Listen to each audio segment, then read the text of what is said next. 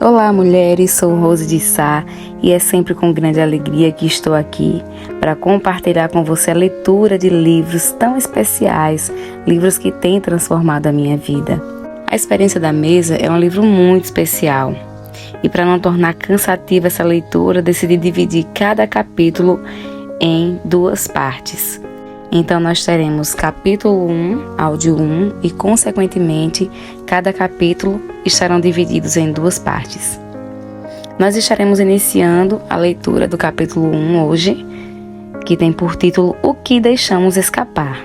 Em Lucas, no capítulo 14, dos versos 16 ao 17, a palavra nos diz: certo homem estava preparando um grande banquete e convidou muitas pessoas.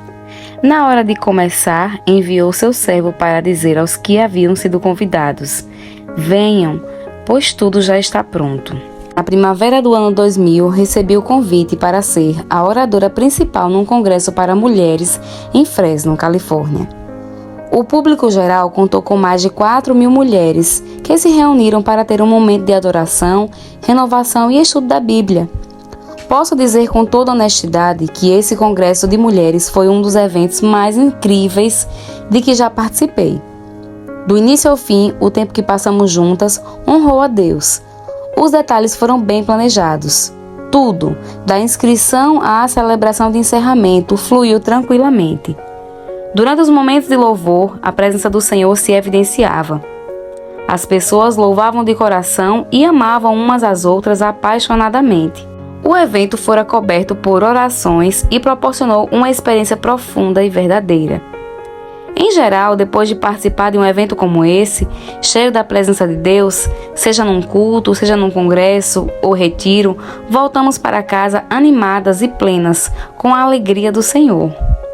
No entanto, dessa vez foi bem diferente para mim. Por algum motivo, cheguei em casa me sentindo frustrada e vazia. O motivo não tinha nada a ver com o excelente congresso, mas algo me consumia por dentro, uma sensação insistente de que algo estava errado. O que nos escapa?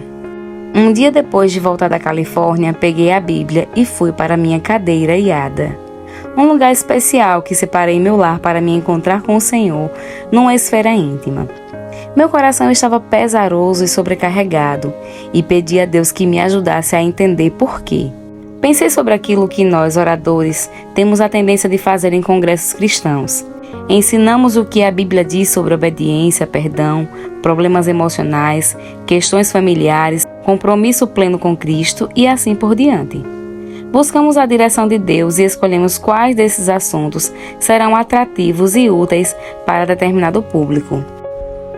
Ao longo dos anos, porém, comecei a sentir que, de algum modo, não abordamos a questão mais fundamental. Os participantes apreciam o louvor sincero e o ensino sólido sobre a Bíblia, mas depois retornam para casa, onde encontram uma família magoada e dividida. Por algum motivo, as mensagens bíblicas que ouviam nos congressos e até mesmo nas igrejas não estavam fazendo uma diferença duradoura em sua vida e em seus relacionamentos familiares.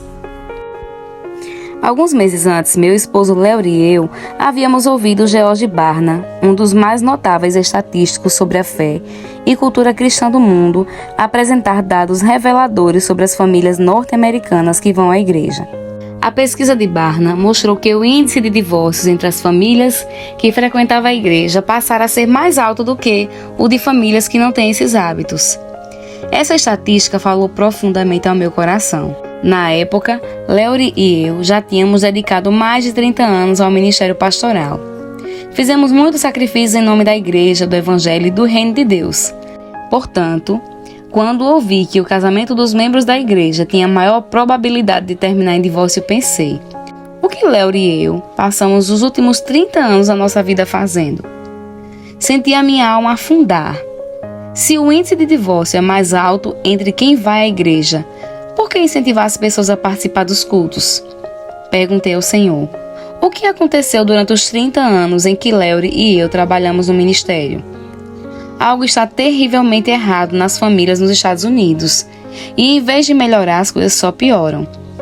Temos mega igrejas lotadas com dezenas de milhares de pessoas todos os domingos, Mesmo assim, as famílias se tornam cada vez mais fragmentadas e os casamentos mais propensos a terminar, a despeito do maior número de membros nas igrejas. O que está acontecendo, Senhor? Há algo que deixamos escapar. Mas o quê? Uma pequena placa. Não pude deixar de pensar no paralelo entre a desintegração da família norte-americana e a desintegração do ônibus espacial Columbia. Volte comigo a 1º de fevereiro de 2003. A missão STS-107 do Columbia, o ônibus espacial da NASA, começou sua reentrada na atmosfera após uma operação de sucesso. De repente, os sensores de calor externo da espaçonave tiveram um pico de temperatura. A comunicação com o controle do solo ficou confusa e prejudicada pela estática. Controle da missão, aqui é o ônibus espacial Columbia. Favor verificar os sensores de calor externo. A transmissão foi subitamente interrompida. Columbia, controle da missão falando, favor repetir. Perdemos a transmissão, favor repetir câmbio. Sem resposta. Columbia, STS-107, controle da missão falando, está na escuta, câmbio. Nada de resposta, porque naquele momento a missão STS-107 se desintegrava na atmosfera terrestre. Todos os 7 astronautas a bordo perderam a vida. A nação ficou chocada e todo o programa espacial tripulado foi interrompido de imediato.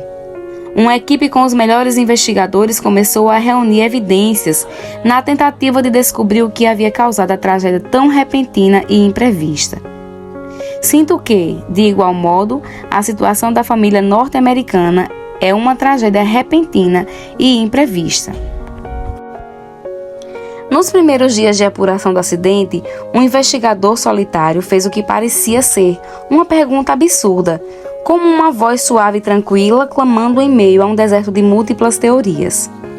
Será possível que uma minúscula parte do escudo de proteção de calor tenha causado a destruição do ônibus espacial inteiro?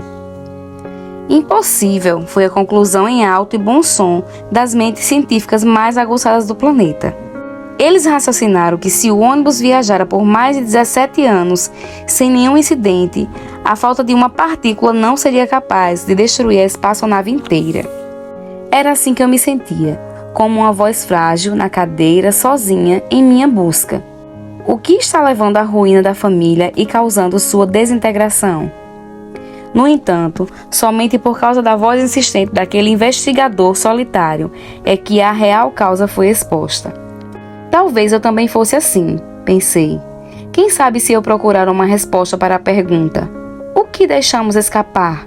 Eu possa dar alguma contribuição para o fortalecimento de nossas famílias. Finalmente, a equipe de investigação fez o anúncio. A tragédia da destruição do ônibus espacial Columbia da NASA, missão STS-107, ocorreu por causa de uma pequena fissura num escudo protetor de calor, permitindo que a rachadura minúscula crescesse. Isso causou o aumento de pressão e calor que levou à queda de várias placas protetoras. Durante a reentrada, as placas atingiram a extremidade principal da asa, fazendo a espaçonave se desintegrar na atmosfera terrestre. Uma falha estrutural com poucos centímetros de largura causou uma catástrofe e interrompeu o programa espacial multimilionário da nação, coordenado pelas mentes mais brilhantes do mundo. Uma rachadura minúscula negligenciada que se expandiu e destruiu vidas. Um pequeno pedaço de cerâmica projetado para ser um aliado-chave do ônibus espacial e de seus tripulantes, cujo único propósito era proteger do calor destrutivo da atmosfera. Assim que a peça saiu do lugar, o caos se instalou. A rachadura mínima em um azulejo derrubou a espaçonave e decretou o fim do programa inteiro. Uma pequena placa. Pensei, será possível que uma pequena função do lar, quando negligenciada, acabe causando a destruição de toda a instituição da família? Se for o caso, que função é essa? Uma palavrinha que deu outro foco à minha vida. Deus não me respondeu nada naquele dia. Na verdade, não foi no outro dia, nem na semana seguinte. Vários meses se passaram e eu continuava buscando nas Escrituras e perguntando ao Senhor: o que deixamos escapar? Até que, certo dia, enquanto fazia o serviço doméstico, uma palavrinha surgiu de repente em minha cabeça: mesa. Não pensei muito sobre o assunto no momento. Afinal, a palavra mesa não me parecia nada espiritual. Não senti um frio na barriga, arrepios, nem imaginei que era o Espírito Santo falando comigo. Foi apenas um pensamento. Alguns dias depois, a palavra saltou mais uma vez em minha mente: mesa. Mesa? Mesa. Tudo bem, legal. De manhã, a palavra voltou ao meu pensamento: mesa. Isso prosseguiu ao longo de alguns dias. Por fim, curiosa a respeito da palavra e do motivo para ela não sair da minha cabeça, liguei para uma amiga que tinha um programa de computador sobre a Bíblia. Você pode pesquisar a palavra mesa na Bíblia para mim e ver o que aparece? Pedi. No dia seguinte, ela imprimiu e me levou várias páginas com textos bíblicos do Gênesis ao Apocalipse, que incluíam a palavra mesa. Fiquei surpresa com o número de versículos, e a lista não incluía expressões relacionadas como comer com, jantar com, banquete e assim por diante. Ela só havia pesquisado a palavra mesa. Não conseguia acreditar que algo citado tantas vezes nas Escrituras fosse tão negligenciado. Em 35 anos de pregação, meu marido e eu nunca havíamos feito uma pregação sobre a mesa. Eu nunca tinha ouvido um sermão no rádio ou na televisão a respeito da mesa. Nem nunca havia lido um livro que explicasse o princípio divino da mesa. Como deixamos escapar a importância de algo que Deus mencionou com tanta frequência em sua palavra? Seria esta a mensagem que o Senhor queria que eu partilhasse com seu povo? Comecei a cavar fundo na Bíblia, procurando respostas com avidez, e fiquei surpresa com o que descobri a respeito do princípio divino da mesa.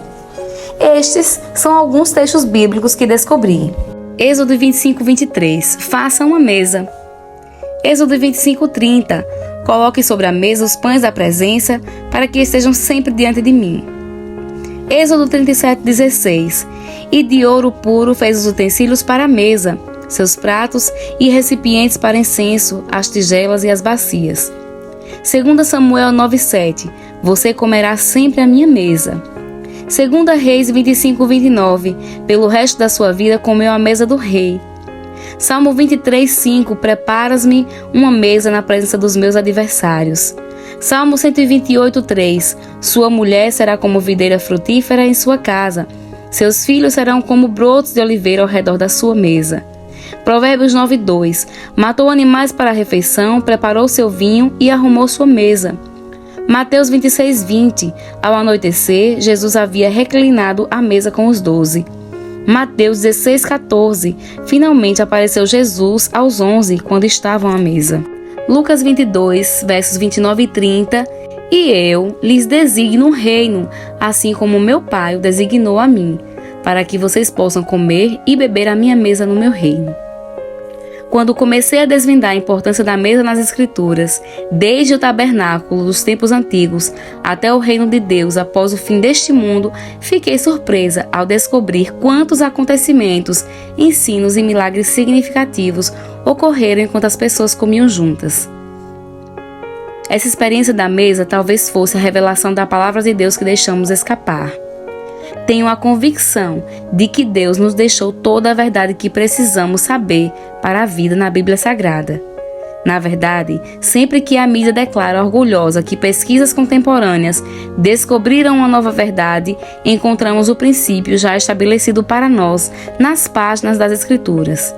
Por isso, quando comecei a perceber que a Bíblia fala com frequência sobre a importância da mesa, decidi ampliar minha busca para saber se estudos históricos e científicos confirmavam o que eu estava descobrindo acerca do que gera relacionamentos mais profundos e significativos. E assim concluímos a primeira parte do capítulo 1 do livro A Experiência da Mesa. Sou Rose de Sá e te espero para o próximo áudio. Um grande abraço!